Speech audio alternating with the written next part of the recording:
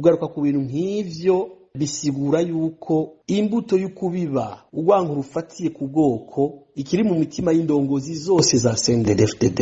Ivyo navyo ndabifata co kimwe n'ayandi mabi igihugu cacu kiriko kirakorerwa. Ndabiha isiguro y'ubutegetsi bwananiwe. Iyo ubutegetsi bwananiwe rero gutwara buja mu bintu bito bito cane. Ivyo vy'amoko rero kubigarukana no guheregwa. Narinzi ku bwoko bwiza bw'umurundi ari ubwoko bufatiye ku buntu, ari ubwoko bufatiye ku gikorwa, ari ubwoko bufatiye ku iterambere, ari ubwoko bufatiye kuri ico kintu cyose cyotuma igihugu cyacu gitera imbere. Narizi ko mu gisata c'indero ikintu cy'ubwoko kitosubira gukora, ahubwo hoshigwa imbere ubumenyi, hoshigwa imbere ubushobozi bwa buri muntu, competence, hoshigwa imbere ubuntu.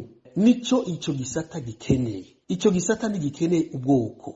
Yoba ari umututsi akora neza akabishimirwa, yoba ari umuhutu akora neza yigisha neza akabishimirwa, akabihemberwa neza, akadugirizwa agashahara. Bashaka kwitwaza ngo bamenye abari mu buzi bwa leta ubwoko busumba ubundi cyangwa buri inyuma y'ubundi.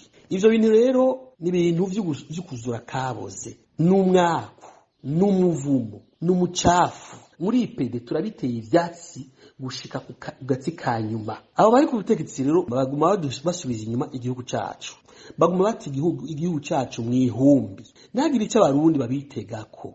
Abo nabononyi n'abatovyi, abo ntibagira icyo bakunda, abo ntibamenyerwa, abo sabo kwizegwa, abo nabo gukora ku buryo bava ku butegetsi.